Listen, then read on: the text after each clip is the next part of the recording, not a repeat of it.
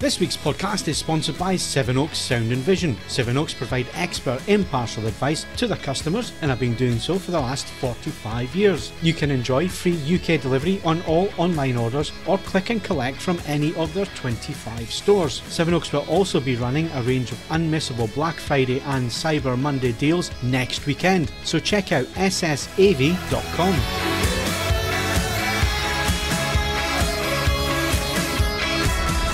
Hello and welcome to the AVForums podcast for Monday the 12th of November. And joining me on this edition, Steve Withers. I was inside a suitcase. And Ed Selley. Will we die just a little? Welcome to the podcast. There's no podcast next week. Just thought I'd get that out of the way straight away. Just get it out of the way. Yeah, out of the way. There's no podcast next week, so don't come looking for us next week. We're not here. We're not recording. Reason for that is Steve's away and I'm working in London during the week. So if you're heading to the Philips event, and Philips are inviting AVForums members along to a central London location on Thursday the 15th, they're going to have a shootout with 4 OLEDs. I'm going along to act as an independent adjudicator in terms of setting the TVs up and making sure that at least for part 1 of the shootout, where they're all in cinema mode and all calibrated properly, once I'm happy with that, that's what I'm there for, part 1. Part 2 is going to be all about picture processing and the stuff that Philips do with their processing against the other OLEDs and so on. So it should be an entertaining evening, an interesting evening. It's certainly, with these shootouts, no matter whether it's a manufacturer shootout like this or an independent shootout or whatever, they're just a bit of fun. Because at the end of the day, there are so many differences and personal preferences and all the rest of it when it comes to pictures, picture quality, and even before OLEDs, the same, Steve will back me up on this, there's slight differences in motion handling, there's slight differences in how one TV shows colour to another TV depending on lookup tables and that kind of thing. So even before panels from LG Display given to 4 different manufacturers, you're going to have slightly different images even when they're calibrated. So yeah, it's not about the best of the best, because I don't think you could say there's the best of the best, is there, Steve, really, when it comes to TVs? No, we've said consumer this TVs for a long time. No TV's perfect. They all have their strengths and weaknesses, and you just have to look for the one that best suits your particular needs. Yep. But anyway, it should be an interesting evening. It should be good fun. You get the opportunity to ask questions of the manufacturer, to give them feedback, to give them ideas of what you'd like to see in your TVs and that kind of thing. And one lucky person that goes along there, and this is great odds, by the way, because it is limited numbers that are going to this event. So get yourself signed up. Go to the homepage. It's on the homepage. Look up, send your email in if you can make it along, because one person is going to walk away with a $3,000 OLED TV at the end of the night, a Philips 803 65-incher. So that's got to be worth going along for on its own, isn't it? walking away with $3,000. I think there's a good. I mean, what's the turnout? 25, 30 people. I think it was last time. I think it's about that. Good odds. Yeah, 1 in 25 or 1 in 30. You know, it's worth going just for the chance of winning a TV, I think. And the bonus is you get to see a nice put together shootout, and it's done properly. I mean, all the TVs are disguised, so you can't tell which one is which. And when they swap inputs, their curtains are held in front of the TV, so you can't see the menus. So you have absolutely no idea which TV is which. It's completely blind from that respect. And like I say, it's going to be a really interesting evening. So if you can make it along, it'd be great to see you there. Where's the venue this time? It's the Contemporary Arts. Okay. So it's right in because last time it was worth going just to hang around at the Museum of Cinema that they held it at. Oh yeah, the James all the Bond cars from the Bond films, isn't it? Yeah, James Bond really thing. Yeah. So this is the Centre for Contemporary Arts, which is bang right in the middle of London. So yeah, it's a good location as well. So hopefully we'll see some of you there. So that's what I'm up to this week. Steve, what have you been up to? I went to go and see the Mary Rose last week, which was brilliant. Really, really interesting. Actually, I went to the historic naval dockyards in Portsmouth, so I also saw HMS Victory, which is the oldest commissioned ship in the world, and is currently still the flagship of the Royal Navy. That was quite cool. And also there's HMS Warrior there, which looks very cool as well. But yeah, the Mary Rose is just absolutely amazing. If you haven't been, I recommend it highly. I remember when they brought it up, I think it was in '82. Yeah, I remember that. And it's taken this long to get it all done and restored. But they've done a really good job. The way they present it, the stuff that they found is just a fascinating exhibition. You spend a few hours there easily. The presentation, the way they presented the ship and the remains of the ship is really impressive, and it's a fantastic day out. So if you haven't been to the historic naval shipyards in Portsmouth, I recommend it highly. Are they supposed to? Do they still keep it wet? Is it still sprayed with No, water? no. They were doing that for like decades, but they've actually pumped a polyresin into the wood to stop it from decaying. So now it's displayed now in the largest air conditioned area in Europe. Right. It's brilliant. It's absolutely brilliant. Honestly, if you get a chance, if you're down south, next time you're down south in that area, check it out. It's well worth it. Okay, good stuff. Sounds interesting. The only thing is, it's down south for me. Way down south. Any further south pretty than much you in France. In terms of activities in England, Phil, almost everything is south of you. Yes, apart from Hadrian's Wall, that's quite conveniently located. Yeah, for you, isn't it? it's north for me. It's north. It's all right. And do you know, I've lived here 20 years and I've been there once. Well, I mean, to be fair, it's obviously because it is very large. There's cracking bits of Hadrian's Wall, and there's complete non-entity bits of Hadrian's Wall. Yeah, there's hedges. Yeah. No, I went to the Robin Hood bit. You know, the Robin Hood Prince of Thieves where bit. they film Prince of Thieves. Yeah. That's so funny, isn't it? One minute they're at Dover, the next minute they're at Hadrian's Wall. No, it's great to see. I mean, I've been once, but then I have driven the military road quite a few times, which actually runs along the side of the wall. So it's is that the A69? No, it's further north than that. It's the old military road. So it's basically a straight road, but it's got huge bumps and jumps in it. And I did my driving course along there for my last job, and it's interesting how much air you can get. at certain speeds. That's a fantastic road, and it runs in parallel with the 69, but it's further north than the 69 Ed. So you have to turn off the 69, go slightly north, and then turn left if you're heading to Carlisle, or right if you're heading towards Newcastle, and you follow it along and it's really, really nice. Yeah, well, you've been up to. I have been. Well, I went to. I was also doing activities last weekend. I went to the Milestones Museum in Basingstoke, or Amazingstoke as it seems to be called these days. That's really good.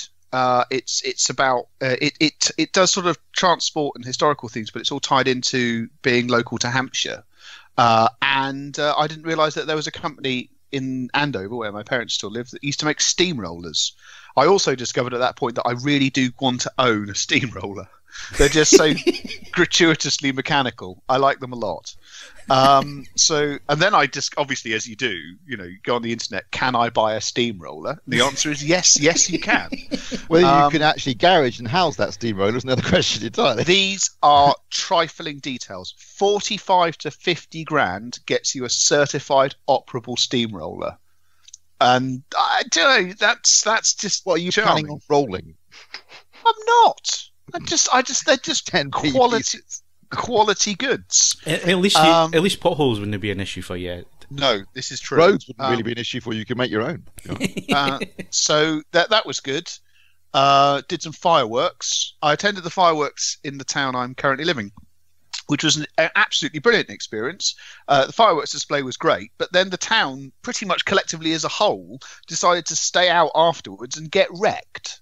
So that was good. And then last night I cooked fish pie, and it's a peculiar weakness of mine, fish pie. I'm totally unable to judge the quantities of stuff required. So I ended up making something with the population of the North Sea in it. It's very large. I've got fish pie for a couple of days, and I've had to freeze some. But that's by the by. That's fine. It was a good fish pie, mainly because I was able to use dill in my own one. My parents are not a big fan of dill, so when I have it, we go down to my parents and have it. I was like, oh, this could do with some dill, but neither of them are particularly keen on that. So I was able to blitz it into the actual sauce before I started cooking, and it's really effective. So yeah, that and just working, the standard. Speaking tedious. of pies, Ed, since I didn't get a chance to talk to you last week, what were your thoughts on the winner of Bake Off? I think in terms of it's television gold, but I don't know. He still had an up and down contest. I ironically missed quite a chunk of the final, so I don't know how he did in that. He did. He was the most consistent. But I'll tell you, do you want to take a bet on how long it is before Channel 4 put together a show hosted by Manon and Ruby? Because I'll tell you, whatever they're doing a show about, I'm watching it. Well, there's a degree of cynicism there, but you're probably right. But obviously, when we get to the television section, MasterChef and Professionals has kicked off. So all else is noise. Cracking first week. Skills tests alone are worth the price of admission on that one. So yeah, but we'll do that when we get to television, won't we, Phil? Yes, you can do that. You can do whatever you like, Ed. What do you mean when we get to television? We're not doing television yet. That's the All end of right. the In month. that case, Well, right, well, fine, actually, I've got some television news later on. It's not in the running order, so we'll discuss it then. You're okay. Yeah. You're good to go. Right. Competitions. What can we win, Ed? you can win a copy of Shampoo on Blu-ray, which closes on the 18th of November. I've heard that that's head and shoulders above other hairdressing movies. He also stars a very young Carrie Fisher in, I think, her first film, major film. You can win a copy of Adrift on Blu-ray, which closes on the 19th of November. You can win The Time Tunnel on Blu-ray, which closes on the 21st of November. Loved that series when I was a kid. It was, yeah. And then you can win one of 3 Jarre Aeroball Nano Bluetooth speakers, which closes on the 4th of December. All of these competitions are eligible to AVForums members resident in the UK. Okay. So if you're listening to us from Ulaanbaatar, I'm sorry. It's just one of those things. Yeah. And previous competition winners. Right. PJ, I'm assuming that's how it's done, 54, won Hereditary on Blu-ray. Welsh Brad won Deadpool 2 on 4K Blu-ray. Stephen _9709 won The Bombing on DVD. Rigman won Tag on DVD. There we go. I was thought that was Von for a second. Rigman von Tag. And Norvell won Revenge on Blu-ray. So well done to all of you. I hope you are enjoying your winnings. Okay, good stuff. We'll be back in a sec with hardware news.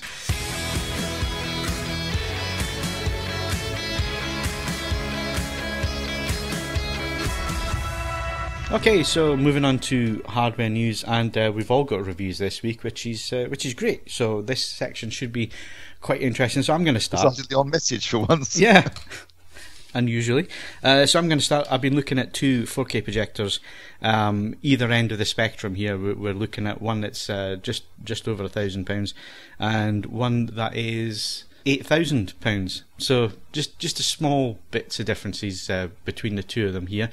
So the first one that I've been looking at is a little 4K DLP projector from ViewSonic. It's the PX747-4K, ready for takeoff. Like I say, it's a DLP, it's a 4K DLP. It is based on every other 4K DLP out there at the moment at the same price point. They all come from the same plant, they all come on the same chassis with the same software, and it's just manufacturer tweaks after that as to which functions they want to switch on, which they want to switch off, and so on. So with the ViewSonic, like I say, it's just over £1,000. It's not a home cinema projector. None of these 4K DLPs are really what we would class, or certainly what I would class as a home cinema projector, basically because they are based on an old office projector type chassis with the lens off to the right hand side. You've got your exhaust port on the left hand side. If you've seen one of these from BenQ or ViewSonic or Acer or whatever, they all look the same because they're all basically the same projector. They are great at producing sharp, colourful images, bright images that you can use in a living room with white walls, white ceiling, and ambient light bouncing back onto the screen and washing it out, because the image is actually quite washed out. There is no black level to talk of, it's light grey, and there's no shadow details there because, well, this particular projector, the ViewSonic, it crushes black detail. But also there's no black detail really there until about 20% volume luminance anyway, just because of the way the technology works. So when you get tricky material, say black, something that's really black and dark like Dracula on 4K Blu-ray or even on Blu-ray, lots of that's just going to be clumps of light grey. It's not a projector for critical movie watching. Where this projector is aimed at and where it performs incredibly well is in a normal living room. It's plastic, it's portable, you can set it up, you can put it away again, you can use it for big screen sports.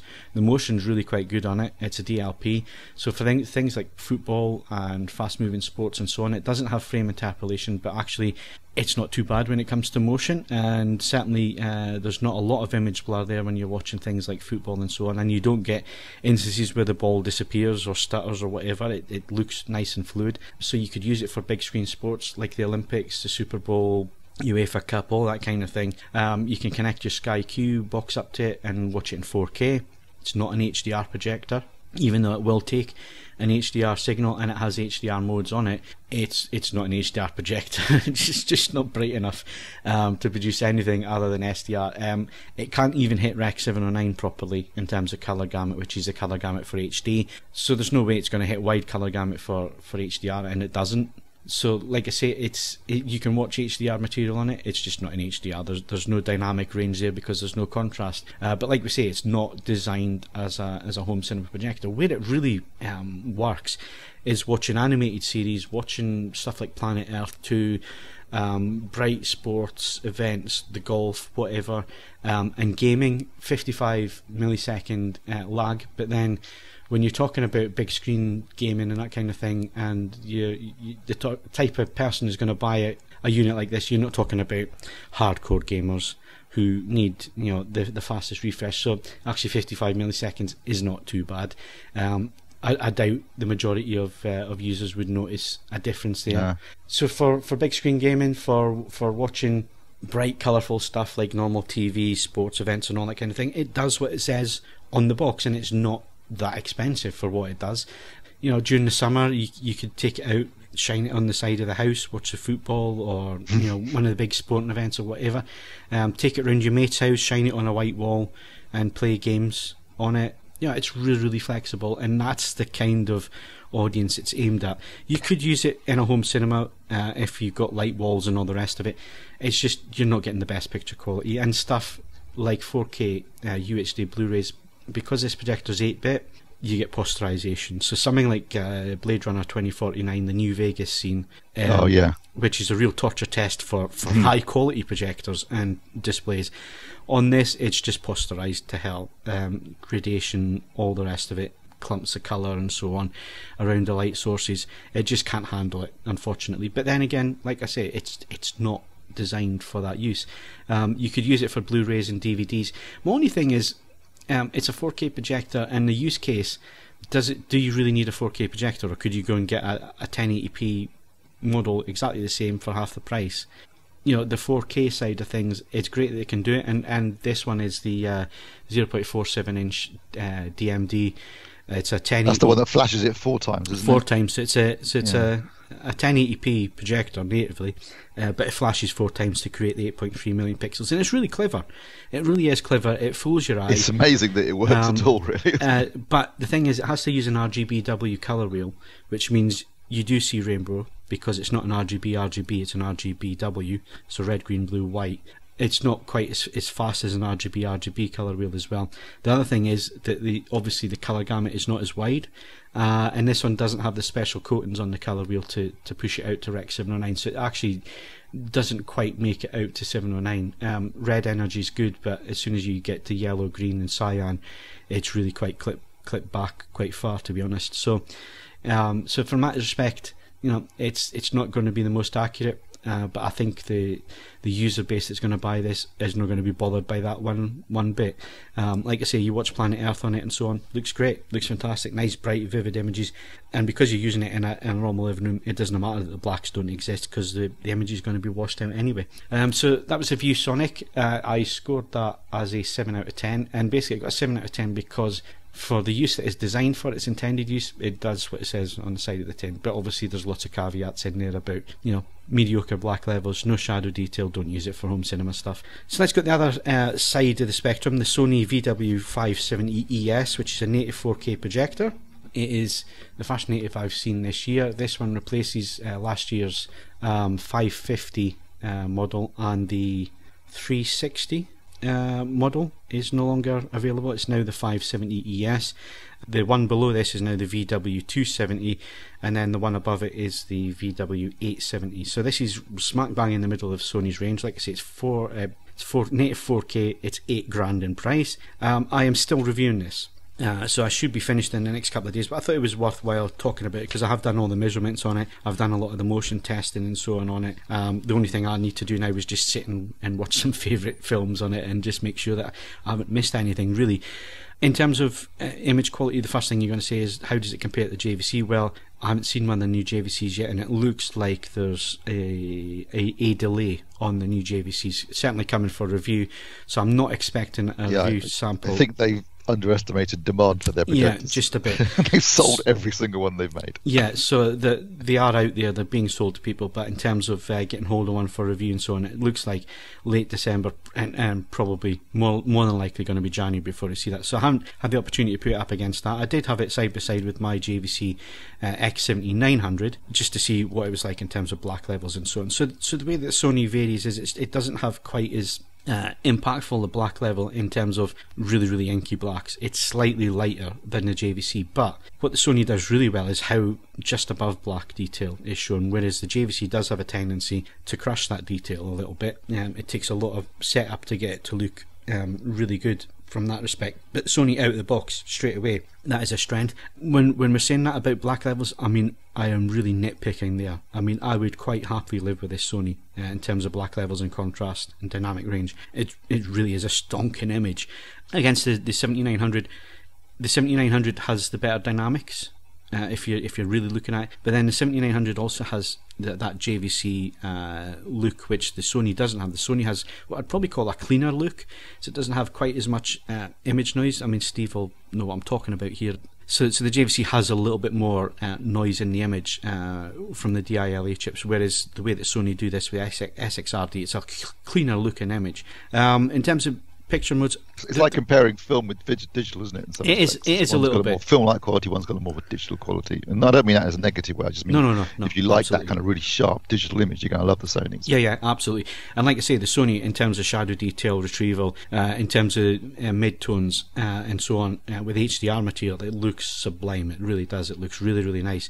And you don't have to do anything with it. Whereas the JVC, certainly the X7900 and previous JVCs, you have to spend hours fine-tuning things to get it to look correct, whereas this does it out of the box. Now, it doesn't change its tone mapping for 1000 nit and 4000 nit. It basically hard clips. So it will hard clip from about 70-75% luminance when you're looking at an HDR image. It absolutely hard clips it, so there is no detail in the bright highlights, but you're getting a consistent image. So where it really pays off is in the black levels, it's in the mid-tones and so on. It gives it a really impactful image. It's just that the peak highlights, there's nothing there, there's no detail in there. I mean, it's bright, it looks bright. I measured it at 385 nits peak on a 10% and 5% window. Obviously it doesn't do any of the tone mapping, so even on a full frame white it's 300 nits in HDR. So it's not like a TV where it will adjust its output and so on accordingly. It's more or less fixed when it comes to the projector. In terms of coverage, BT 2020 color coverage, 64% XY, 69% UV. DCI-P3 90% XY, 93% UV. It covered. That's still a bit low, isn't it? Compared to JVCs. It is a little bit, but again, it doesn't have anything in the light path here, so it's not using a colour filter in any way whatsoever to produce that. It's using Sony's triluminous, whatever it is. So in terms of colour luminance was really good, especially with Rec 709. Rec 709, it was a little bit pushed at 100%, but 75% below, all more or less bang on where they should be out of the box. I mean, Delta E's were 2 for colour and under 3 for grayscale. So out of the box in the right modes, it was really accurate, which is great to see. There are a few little issues. There is an HDI selector in the menu, and if you go there and you select HDR10 or HDR reference, it applies that to every kind of signal, so it'll apply that to SDR as well, and it looks odd. It looks terrible. The best thing to do is to set that to auto and leave it, and it'll do HDR stuff for you when it's an HDR signal. When it's not an HDR signal, it'll leave things alone. The other thing I noticed is that if you're in the picture mode, say Cinema Film 1, and you calibrate that for SDR, you can't use it for HDR because it applies the CMS changes to the colour performance. So you need to have a second preset for your HDR stuff. So I did it Cinema Film 1 for SDR, Cinema Film 2 for HDR. It's a shame that it does that, but it's just the way that their CMS works. It's kind of like the way that the white balance works on the TVs as well. If you select the white balance and calibrate it, then applies that if you have it switched on to all the other presets. So you could use film mode 1 for HDR, but you'd have to go in each time, go to the colour section and switch it off. Switch the CMS off. So it's a bit of a pain that it does that, but again, you can select each and then calibrate each to your preferences or to the standards depending on what you want to do.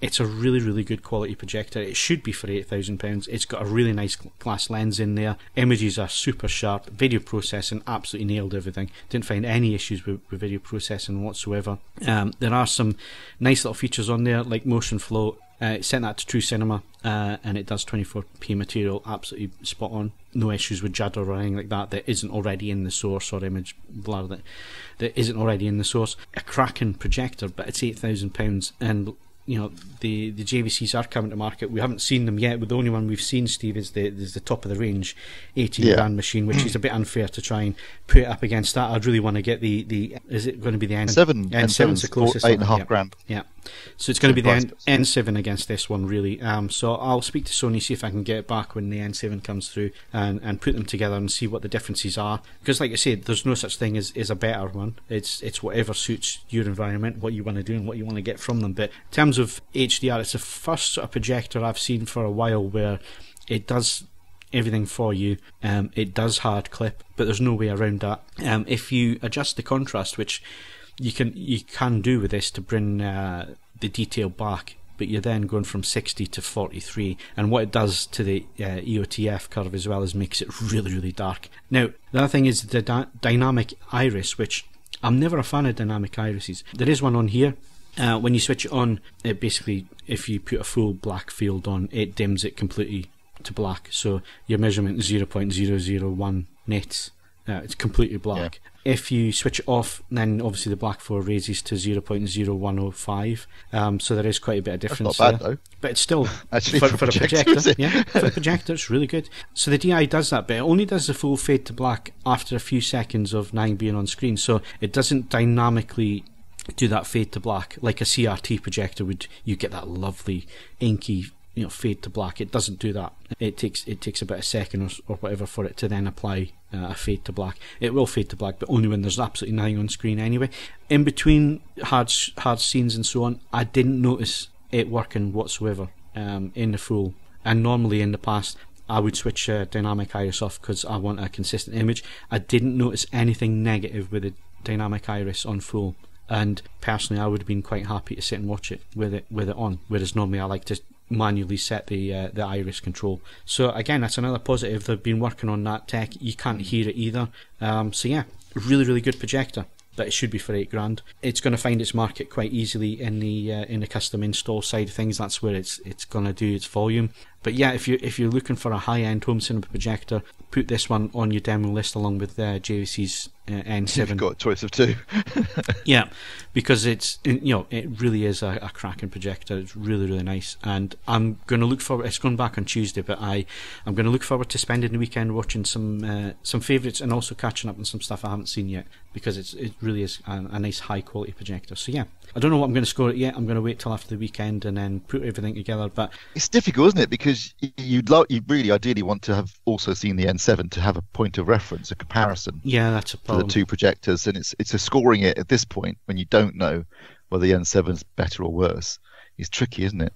Yeah, you can only take the Sony on what it does well, and the reference point I have here is a DILA projector that has the eShift 5. That's what it's been compared to, and that's all I can do as a control point. Yeah, and I suppose logically you'd think, well, the N7 is going to essentially be quite similar to the N7 900, but with a 4K panel rather than eShift, I guess would be the main difference, but you don't know for sure. You don't know that, but you can only review what's in front of you, Steve. That's a reasonable assumption to make. Yeah. But you know this as well as I do. You can only review what's in front of you. It's always tricky when you get the first product of a new, for the new cycle, because it makes it difficult to do comparisons when you haven't seen anything else yet. Yeah, but anyway, that's two very different 4K projectors. One definitely worth an investment, but wait till you can see the competition is the advice basically. But definitely worth putting on your demo list if you can get to see one. Right, Steve, you've been looking at some pretty high-end speakers. Not quite as high-end as they could be, but fairly high-end. Yeah, Bowers & Wilkins 700 series. So those of you familiar with Bowers & Wilkins know that there's the 800 series, which is their super high-end range, which I think Ed might be getting a look at quite soon. Is that right, Ed? Let's say that's been in the works for some time. It may yet happen. Anyway, that's the high end, and that's seriously high end. Then there's the 700, and there's also the 600 series, which I guess you would consider more of an entry level range for Bowers and Wilkins. And I myself have owned a set of 600 series, quite old pair. Some of it goes back over a decade. The old with the yellow Kevlar drivers. Yeah, I had a set of those. Yeah. My first proper setup, I had the original 600s. Yeah, my first yellows. floor standers. My first pair of floor standers were 600 series B&Ws. That was back in late 90s. Yeah. And and I love them. I've always, I mean, I will admit, there was a signature sound to B&W, well, at least there used to be, should I say. Those Kevlar drivers, I think, and the mid-range. I think you'll go along with this, won't you, Phil? Maybe Ed as well. That there tends to be a slight softening in the mid-range, which I like. I think it's a nice warm sound. It's always used to be induced coloration, and it wasn't just specific to Bowers. I mean, to be fair, Bowers worked with it perhaps more because everything they did use those drivers. They had greater experience of working it into a house sound. But until comparatively recently, if you wove anything out of Kevlar, just the way it resonates, the way it behaves, it induces a house sound. Yeah. And obviously, if you want really neutral monitors for some, for say professional work or reviewing, that might not be ideal. But if you just want something for listening to music and for movie soundtracks, it can be a lovely experience. So, given that I've been using those for a long time and had a long history with B&W in that sense, I did find getting the 700 series in an interesting experience because clearly I had a point of comparison from previous generations. Now, the 700 series obviously is designed to filter down some of the new technology that's been introduced into the 800 series. And so you get, you don't get all the same. Obviously, there's a big difference in price, even though these aren't exactly cheap. There's a big difference between the pricing on the 700 and the 800 series. But what you do get filtered down is the continuum driver. So now they've basically moved away from the Kevlar drivers, the yellow drivers that they were pretty much famous for. They've now got the continuum driver. Now, I don't know what it's made of. I don't think you do, Ed, either. It's a secret. I asked on a couple of occasions. They won't tell you. Nothing. Yeah, it's a secret. But whatever it's made of, it really works. But what it does do, and this is what surprised me, because obviously I was expecting that signature sound, and of course it's not there anymore because it's not Kevlar. It's another compound, although I don't know what. But it's a much more neutral sound than I was expecting from a B&W speaker, which I guess is different in a good way.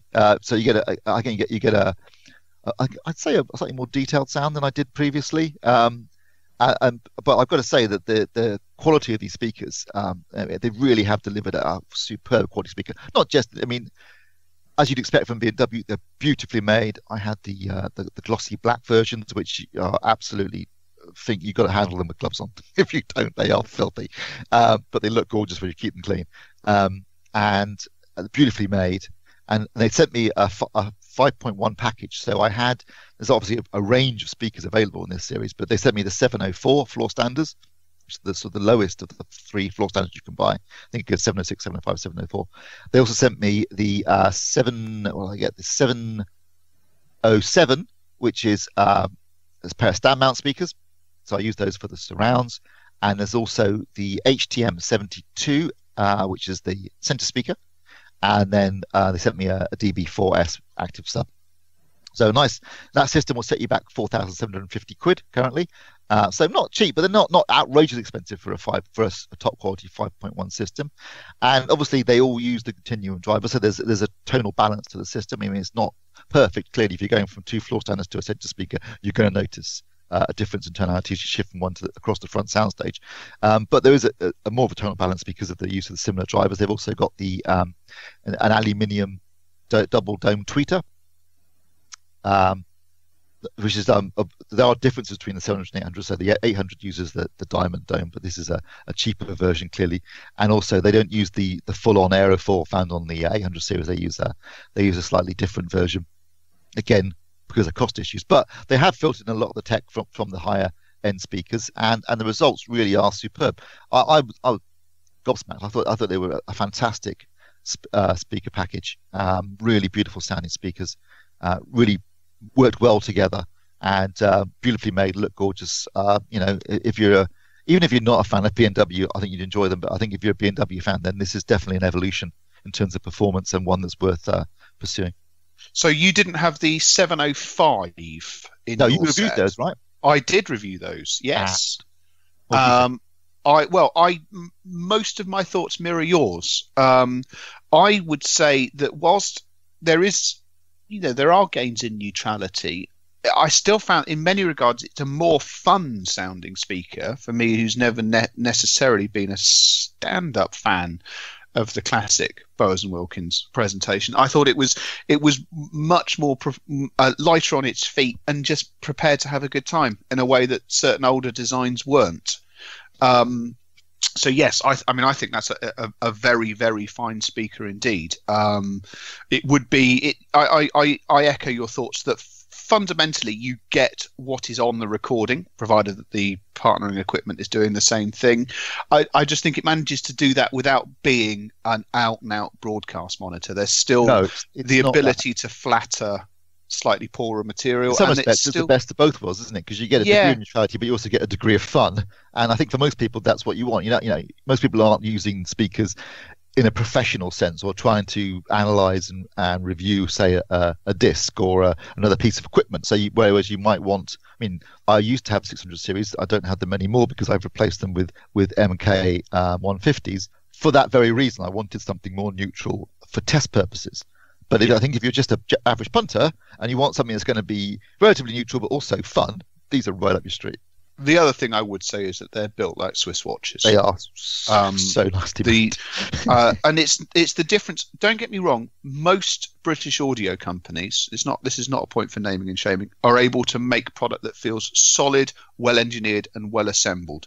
Where the jump that a few of those companies have managed is to then finish it in a way that feels comparable to anything being done by other boutique manufacturers and other companies, and also the multinationals and so on and so forth. It's just the attention to detail in terms of where fittings and fastenings are. If you're using a gloss finish, can you avoid the orange peel effect? And not just avoid it in the places you can see or will always see, but if they've gone to the effort of avoiding orange peel effect on the underside as well and things like that. It's that there's a lot of effort gone into these loudspeakers, and it just shows in all of the bits and bobs. Yeah, they are beautifully made. If you're a fan of by-wiring, B&W is still one of the companies that supports that particular feature. All of the speakers were by-wireable. Feature, yeah. And all of them had bass ports at the rear too, with foam bungs if you want to tune them. Yes, and, although I will say I found when I was testing the 705, the bungs are extraordinarily effective. So if you have to be close to a wall, they're great. They're so effective that I actually found that using a sock worked better because it allows for a degree of through flow that the bung doesn't. But that's a technique as old as the hills. So never underestimate. I love the idea of dropping $2,000 on a pair of speakers and then sticking a sock in the back. Never ever underestimate the audiophile potential of socks. So the audiophile sort of little tricks up the sleeve are blue tack and a sock. Socks. Yeah, it's I am the MacGyver of high quality sound. What can I say? What my only complaint really of these speakers is that the grills are very easy to knock off. They could do the magnets could do with a little bit more magnetism, I think. But otherwise, yeah, like you say, they are a beautifully designed, a beautifully made, and a fantastically performing speaker. And if you're in the market for some new speakers, this is definitely a range you should take a look at. Particularly, assuming of course you have the budget. Okay. If you don't have the budget, then always look at the 600s instead. But okay, so again, from one extreme to the other, because Ed's been looking at some Wharfedales. Yeah, I mean, obviously, Caviar with us over there with his stuff. I have been looking at the Wharfedale D320, which is yours for £200. Now, I've been looking at lots of these circa £200 speakers over the last year or so, and it continues to astonish me what companies are getting done for £200 and presumably making money, and the dealers are making money at the same time as well. The D320 is part of a range that Wharfedale has released because, like a number of companies, the price of their existing budget line, in Wharfedale's case the diamonds, have just been creeping up gently, and the same has happened for Monash Audio with the bronze and so on and so forth. They've released a sub-diamond range in the same way that Monash Audio have released the studio range. Was it monitor? No, they released the monitor range. Monitor audio monitor, which makes me laugh. Yes. Well, they like the word, and the result is just an obscenely talented little speaker. In some ways, my comments here are going to mirror Steve's, just a more affordable price point. You can buy speakers that are more fun than the Wharfedale. In fact, you can buy them from the same manufacturer, because Wharfedale and Mission are both owned by IAG. The Mission LX2 is still just so entertaining to listen to. It's just joyous. The Wharfedale isn't quite as much of a, I want to play the Prodigy at the point where the drivers go into space sort of thing, but it is an outstandingly sort of balanced and refined. And one of the things that really stood out, especially as we had been talking about it when I was discussing the fine audio that we reviewed, is that if you do find that these little speakers, they feel quite boxy, the sound struggles to escape the point you can recognize where it's coming from, and that's simple physics. These are outstanding at managing to sort of disappear into a soundstage. For a product at a sensible price. Now, part of that, I think, is down to the fact that Wharfedale's made the interesting decision to put the base port on the underside of the cabinet, and there are fixed feet in place. This ensures that Wharfedale knows under all circumstances what the flow rate through the port is going to be, because the distance to a flat surface is a fixed calculation, whereas when you use it at the front or the rear, it's an infinite calculation, because there are any number of ways that you can place the speaker. This does mean that you need to have a mounting which is large enough to accept the feet, but they're not that large. Most speaker stands will be able to do it without a problem, and I think that really, really helps the way that they perform. They're not the most beautiful loudspeakers going, especially in the black that the review samples were sent, but they are unreasonably well assembled for £200, and they are just extraordinarily competent. The other thing that has cropped up, there's been some comments in the review thread, which is up, that it's a foam surround, and people have pointed out slightly accurately but slightly unfairly that Wharfedales of old were bedeviled by having foam surrounds that decayed over time and the drivers would just essentially come to pieces. Yes, in theory, a foam surround is more susceptible to degradation over time than a hard rubber surround, but a hard rubber surround will also degrade over time. It will also fail catastrophically over time, whereas a foam one tends to fail progressively. The other thing that applies to both this and how much time are we talking about, Ed? I mean, we're talking decades. A decade. Yeah, all right. Well, most people are going to switch after a decade anyway. That's by the by. The other thing I would say is that both in this product and in the use of foam in both the audio and every other industry, the ability to the UV treatment on foam product in everything has come on. In the last 10 years, the rate that these things break down over time exposed to UV has been literally exponentially reduced. That was the major cause of why foam used to degrade. It just isn't the issue that it once was.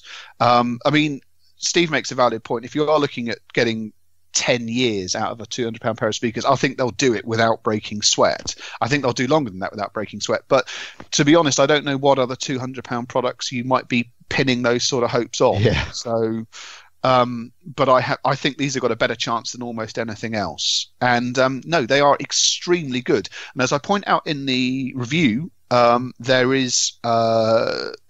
are floor standards, a smaller stand mount, and a matching center speaker. I have every confidence that this would make for a very, very good basis for an affordable home cinema system if you're still interested in going multi-channel. Okay, good stuff. Christ, we've been really on subject so far. So that's 2 projectors at different price points, and then 2 sets of speakers at varying price points as well. So don't say we don't cover all the bases. And if you're wondering, we have got TV reviews coming as well, because Sony's ZF-9 65-inch arrived with me this week. I've set it up, I've watched a couple of things on it, and that's about as far as I've gone so far, because I've been busy with this projector. But that's here for review, as is a 55-inch Philips 903 OLED with Bowers & Wilkins soundbar. So how on subject is all that? We just need to just disappear off down a random together tangent now. We do just throw this together. But statistically, if you flip a coin 100 times, you'll get a row of heads or a row of tails. And just every once in a blue moon will be on message. None of us will be brutally hungover. Phil's only moderately ill. So, that's why. And presumably Withers has stuffed his cat, because that hasn't proved a distraction for ages now. So, yeah. Okay. So that's it. We're so on subject for hardware news. We'll be back in a sec with movie reviews and news.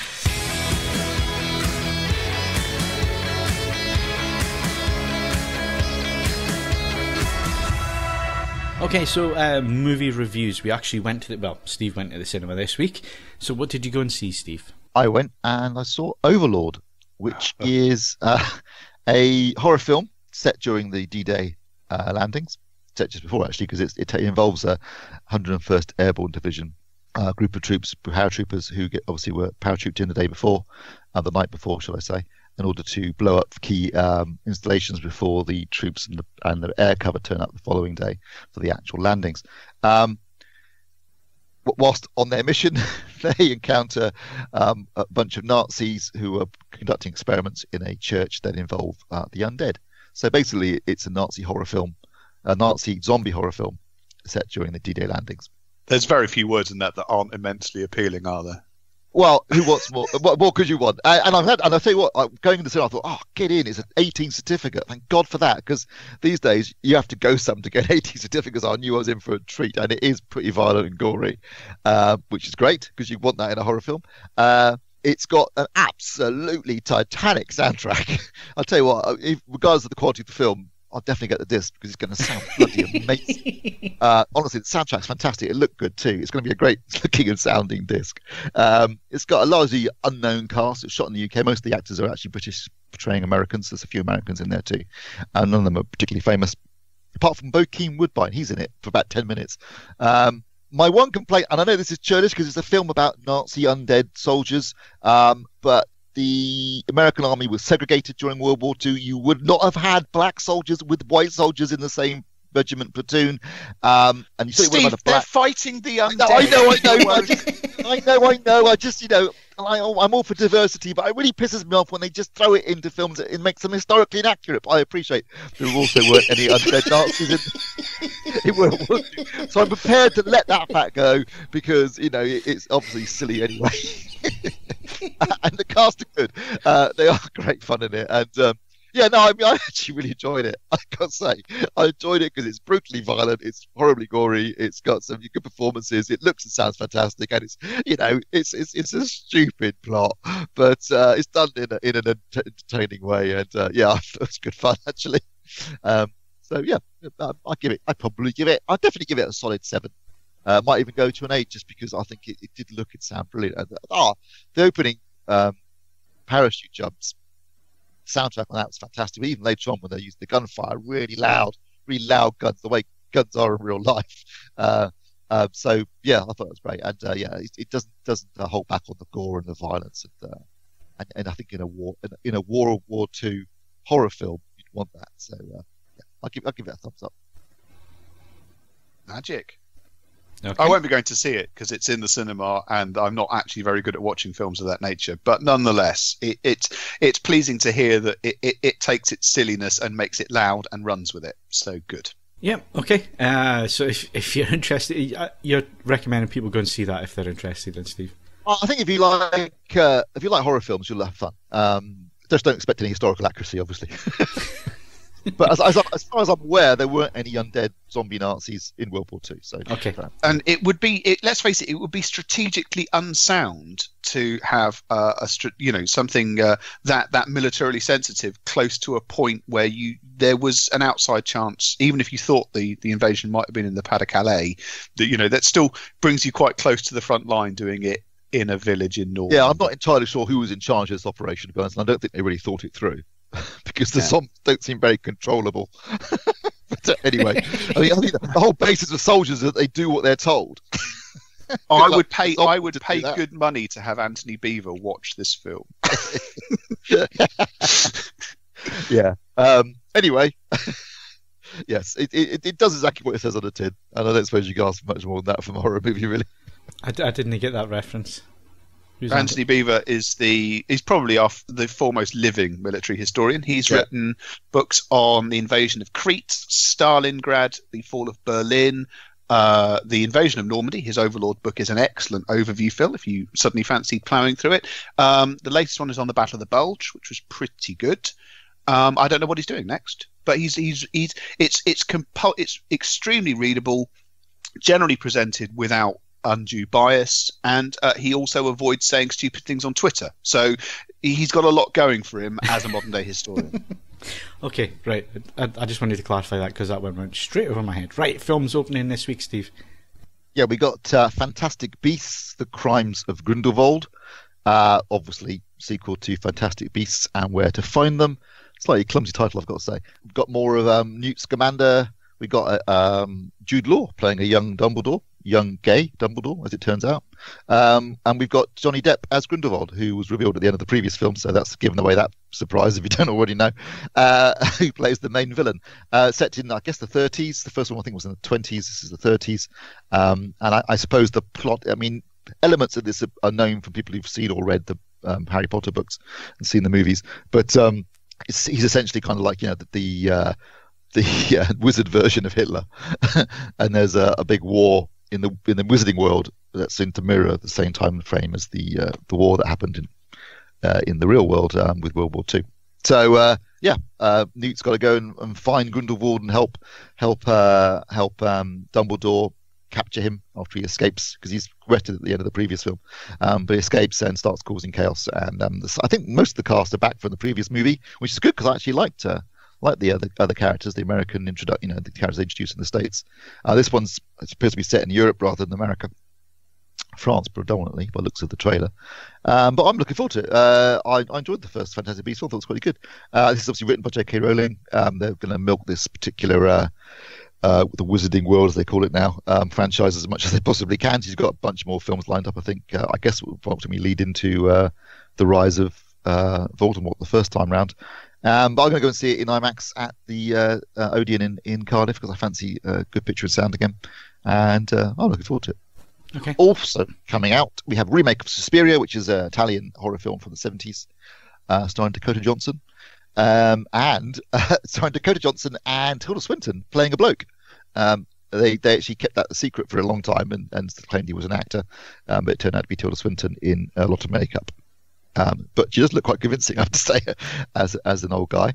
And also we've got a romantic thriller starring Keanu Reeves called Siberia, where he's an American businessman who has to go to Siberia on business, and things take a turn for the worst. Just very quickly, the Suspiria film soundtrack's by Tom York of Radiohead, and is now on the streaming services. It's an interesting listen. If you are an absolute massive Radiohead fan, you might find it a little bit disjointed because it's Tom York's work on his own is not the same as Radiohead's. Sometimes for better, sometimes for worse. But that's there as a separate thing that you might want to enjoy, and it's quite a good listen. Something to have on in the background, certainly. So there you go. That's my contribution to films because, as you know, I don't watch them. Yeah, unless there's a musical element to it. Well, even then, I don't watch them. I just listen to the soundtrack. Yeah, I've got to say my Skype's dried up with recommendations this last few weeks. I'm sorry. I've been I've mainly been pissing about with cartridges and stuff, in my other life and doing technical support. So I've been less focused on this, but I will ping some recommendations over to you interphrastically. Excellent. Right, Blu-rays this week, Steve. Only a couple of releases of note, really. Incredibles 2 arrives on both Blu-ray and... Oh, no, sorry. I correct myself there. Incredibles 2 arrives on Blu-ray and 3D Blu-ray in this country. If you want to buy it on 4K disc, you're going to have to import it from the States. Oh. This is a bit of an annoying trend from Disney. More specifically from their animated stuff, so Pixar. Exactly the same thing happened with Coco and with Cars 3. So there's no region restrictions or anything, is there? No. Just have to import it from it's just a cost. Actually, even the cost isn't a big difference, to be honest. These days, it's not massively similar if you import it, but it is slightly strange. So in America, there's no 3D release, and in Europe there's no 4K release. So there you go. But anyway, Incredibles 2, that's out. I haven't seen it yet. My 4K disc arrived yesterday, so I'm looking forward to watching that. Yeah, but it's basically just a rehash of the first film. Yeah, it is essentially, but did very well. So I enjoyed it. $1 billion later, they'll rehash it a third time. I'm pretty sure. I did enjoy it, and it looks fantastic. Yeah, I went to the cinema to see it. It looks fantastic. Yeah, and it's basically a rehash of the first film, but yeah, really, I enjoyed it. Okay, that's out, and also Quatermass in the Pit, which was a Hammer-produced Quatermass film. Based upon, I think there was originally a TV series, and it was remade into a movie where they find an alien spaceship basically buried under London when they're doing building work after the war from bomb damage, and then an alien entity is released onto London. I quite enjoyed it when I was a kid, so if you're a fan of that film, it's got a Blu-ray release, which is good news. Okay. Do you think it's a good idea to go back? Because there's certain things where and it's I was thinking about Time Tunnel, thinking like, I loved that when I was a kid. Would I find it really hokey and cheap and rubbish now? I don't know. It's difficult because sometimes it's better to leave things with your memories. Yeah. Yes. Never meet your heroes and never go back and watch something you haven't seen since you were a child. Right, UHD Blu-ray. Yeah. So we're not getting Incredibles 2, but what are we getting? We're getting Braveheart at last. That's already had a US release a while ago, but that's finally coming to the UK. We're getting think how clear that little white van in the background of that battle scene is going to be in 4K. We get Cliffhanger, which actually is being released here before the States. It comes out in America in January, but it's coming out here this week, which is a bit of a guilty pleasure of mine, so I wouldn't mind seeing Cliffhanger again in 4K.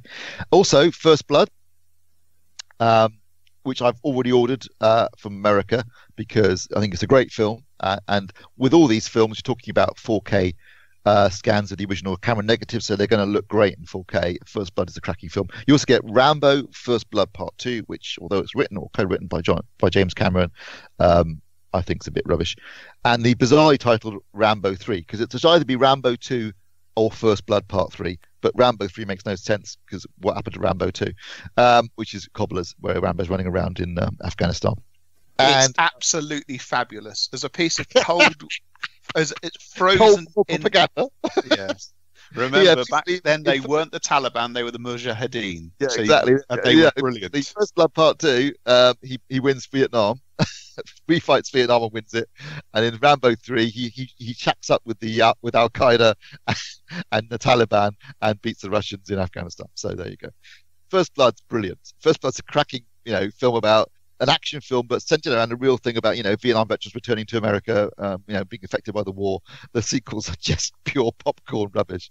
And also out is season 1 of Sherlock, which it was the best before it disappeared absolutely up its own arsehole. But by season 4, it's absolute cobblers. It's the good stuff there.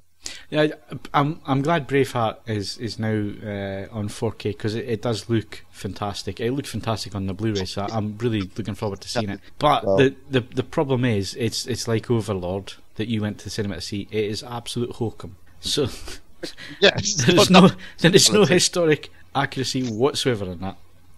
Interestingly, today we're recording this on the Friday, on the 9th. So interestingly, today, if you've got Netflix, you can watch Outlaw King, which is basically takes up the story after Braveheart, about Robert the Bruce, with Chris Pine in the lead role. Apparently, he has a magnificent penis, which you see in a scene in the film.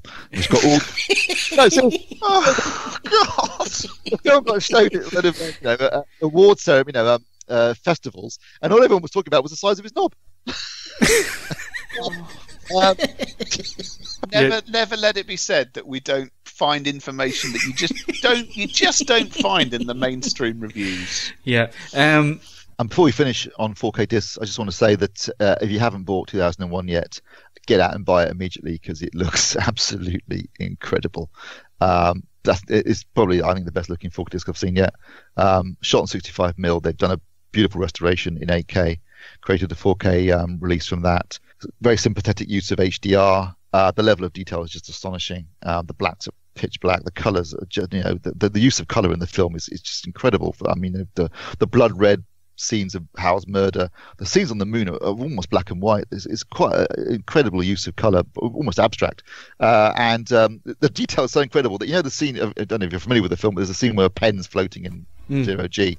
It's stuck to a piece of glass. That's how they did the effect. They just rotated the glass in front of the lens, so you can't see the edges of the glass, but you can just see the pen floating. The level of detail is so clear, you can see the glass.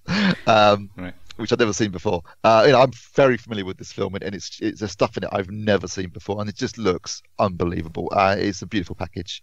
You've got two options in terms of soundtrack. You've got the 1999 5.1 remix, or you can actually they've used the 1968 6-track audio from the 70mm release, which obviously was overseen by Kubrick himself, and you can listen to that if you want to as well. It's just awesome. Okay, good stuff.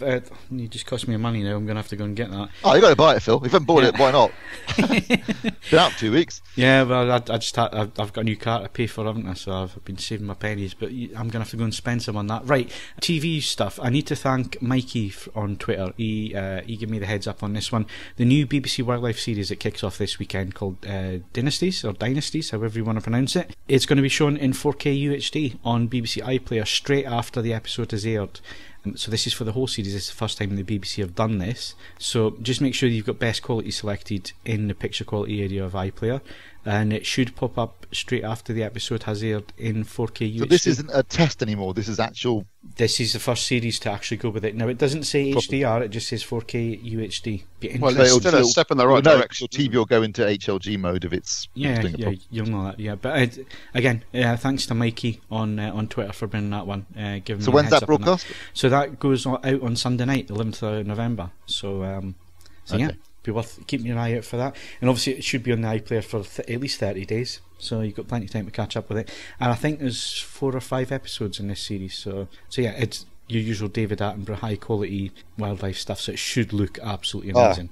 Awesome. So there you go. And on TV news, since you just mentioned TV news, it was announced last night. There's a second Star Wars series in production. Yeah, I saw that. So not just the Mandalorian, which we talked about a couple of weeks ago, but also, which I believe is set after Jedi, but before The Force Awakens. There's a new series based around Cassian Andor, which is the character that Diego Luna played in Rogue One. So basically, it's a kind of a spy series with him on his missions for the rebellion in the early days of the rebellion in the time before Rogue One. Which actually, no, I've got to say, those two series sound a lot more interesting than what's being made for the films. Well, yeah, but it's just unfortunately, it's characters saturation. It shows a lack of interest, lack of imagination, isn't it? Though, to be honest, it's like, what can we mine? Yeah, that seems quite popular. Let's have a look at that. Yeah, that's my problem with it. If it was a new standalone series, like it looks like for the first one, it looks like that's going to be a standalone, new characters, all the rest of it. I don't know why they've gone with an existing character again. Give us something new. Yeah. Well, we'll see. I've got to say, my interest in Star Wars is waned significantly over the last year. So I'm not even that bothered about JJ's film. Well, we've got MasterChef to keep us going until Christmas now. Good. So that's all good. I'd say it looks that there's already been. I don't know. Half of me is impressed at the continuing upswing in quality of every single contestant, but I do miss the truly delusional ones turning up at the start. The ones who basically can't cook. The ones, I'm self-taught, and the words self-taught and gastropub, they are usually the red flags. But unfortunately, everyone's quite good these days. But as you say, skills test. It always sorts. Basically, they can cook, but they always panic and go to pieces. Some of them, and just watching them, just like you say, Ed, they should do one where it's just a saucepan and an egg, and you have 20 minutes to see what they do. But yeah, it's all. Obviously, it's not in 4K, but it is still beautifully shot. Oh, it's super. Well. It's just they do shoot it beautifully, outstanding. Yeah. So that's all good. Final of the Great British Model Railway Challenge this evening. Looking forward to that. I tried to get into that, but it was too geeky even for me. And I used to make model railways when I was a kid, and I still couldn't get into it. It was just. I do find Tim Shaw grating. I'm sorry, I just do. But I've just enjoyed it. And I'm just. Is there any more details about when this BBC War of the Worlds adaptation is on? No, but either probably, I guess, January. Isn't there usually a big raft of new series in the new year? I thought it was before Christmas, but it's a strange time to put something on there because you're going to get lost in the Christmas rush if you're not I careful. suppose so.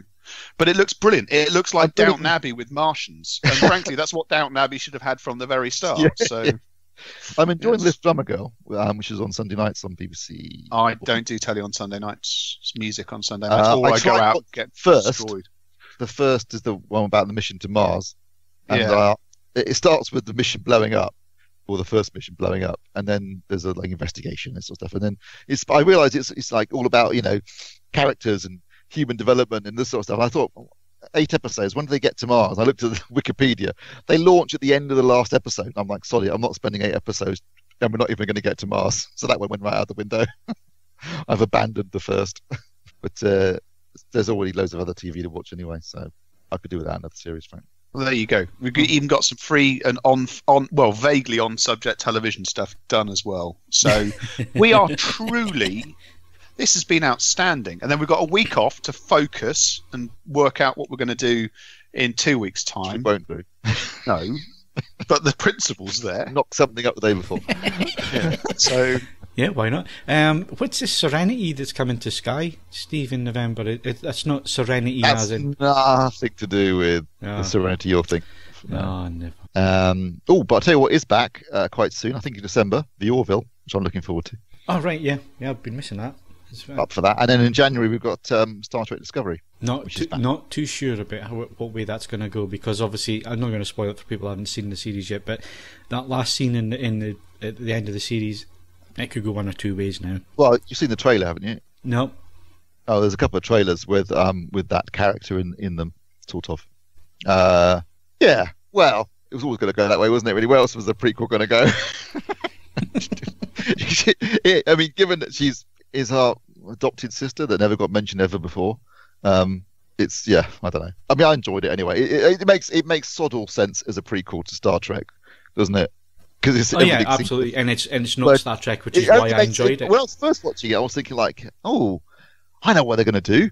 The reason this is all different is because we're in the mirror universe, but that wasn't the case. So it's just different, and but I enjoyed it, and it looks fantastic, absolutely fantastic, doesn't it? Proper. They spent money. They've spent the money, which is it's up on screen, which is fair enough. So I'll definitely watch season 2. So some good sci-fi coming along, which is what I'm looking. And now that we're in projector season, I've got a chance to catch up with all my films as well. So yeah, I'm looking forward to the next few weeks. I've got a few projectors coming in. So. Do they still heat the room up quite nicely? Oh yes, well? Yeah. Oh, I could do now it. Now that they're even brighter. Does any if you're listening on AVForums, do you want me to review another Valve amp? Please say yes, because I could actually just I could do with combining listening to music and whole house heating in a not small and easy to move package, but just something that does the job quite nicely. So. If I'm getting a 2-for-1 article, Ed, then a review of that and of heating the house. And, one of those energy efficiency charts, It's a ZZ. Woohoo! Does it even go to Z? I'm not sure if it does. No, but that we can. I dare say that it'll probably be F asterisk. Beyond measurement. So. Well, you see, the thing is, it might heat your house, but what's your electricity meter going to be like? It's going to. Well, if I don't have to have the heaters on at the same time, I think it's a zero-sum game. Because I want to listen to music and I want to be warm, so I think it might work out. I've just got you pictured sitting on the edge of the seat with this valve amp in front of you with your hands out over the top of the... Well, yeah, they do run. They do. Some of them run like 1-bar electric fires. So yeah. Well, if you are listening and you feel that there's some mileage in that, and please think there's some mileage in that. We'll see where we go from there, shall we? So I think we'll just do it for an experiment anyway. What the hell? All right. Let's do it. And on Good that stuff. bombshell, that's it for this week. My thanks to Steve Withers. I'm not flirting. And Ed Selley. Merlin's beard. Don't forget you can follow us on Twitter and Facebook, bookmark AVForums.com for latest reviews, news and video, and of course leave us a 5-star rating on iTunes, but only if you enjoyed the show. I'm Phil Hinton, thank you very much for listening, and we'll see you again in 2 weeks.